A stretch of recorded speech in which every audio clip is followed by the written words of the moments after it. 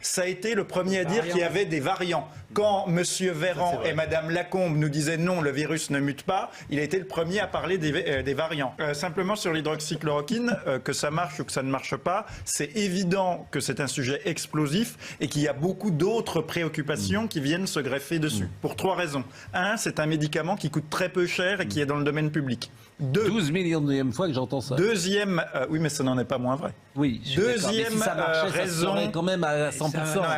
Deuxième raison, moins ça à chaque fois. Deuxième raison, il y a un personnage qui a beaucoup fait pour la promotion de l'hydroxychloroquine, c'est Donald Trump. Oui. Or, vous connaissez la situation politique explosive aux États-Unis, notamment pendant la campagne électorale. Donc, il y a eu des gens qui, pour des raisons politiques, aux États-Unis contre Trump, au Brésil contre Bolsonaro, ont cherché à discréditer l'hydroxychloroquine pour des raisons politiques. Et troisièmement, Didier Raoult est un personnage qui suscite beaucoup d'inimitié, notamment au ministère de la Santé et à l'INSERM, même s'il a eu le grand prix de l'INSERM en 2010. Depuis, ses relations avec l'INSERM se sont dégradées, ainsi qu'avec M. Véran. Donc il y a aussi beaucoup de gens en France qui ont intérêt à arrêter les études à temps. Je vais vous donner une petite anecdote personnelle. Oui, mais on ne va pas faire 2 heures là-dessus. Mi-septembre, j'ai la Covid. Je suis testé positif. Je trouve que j'ai une faiblesse congénitale ORL. Bon, donc j'appelle mon ORL immédiatement. Il me dit venez me voir ce soir comme dernier patient, je les infecterai après.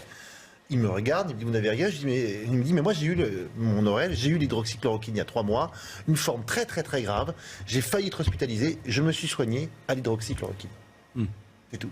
Je dis ça, voilà. Moi, j'en connais 10. Voilà. Bon.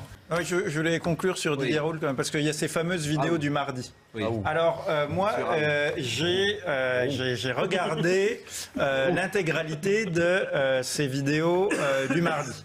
Donc, c'est assez intéressant parce que dedans, il y a évidemment des choses qui sont incohérentes, des choses qui ont été réfutées par les faits, mais il y a aussi beaucoup de choses qui ont été confirmées par les faits et qu'il a été le premier à dire. Depuis 1 an et demi, il parle de la saisonnalité du Covid en Europe. Bon, qu'est-ce qui se passe aujourd'hui? Les chiffres s'effondrent, on est en juin. Ça a été le premier à dire qu'il y avait des variants. Quand M. Véran et Mme Lacombe nous disaient non, le virus ne mute pas, il a été le premier à parler des variants. À une époque où on n'avait pas de test en mars 2020, il a réalisé 25% des tests qui ont été faits en France en mars, avril, mai 2020. À une époque où on n'avait pas de test. Donc il a quand même fait des choses. Il a toujours dit qu'il fallait soigner à un moment où on disait Doliprane ou Réa.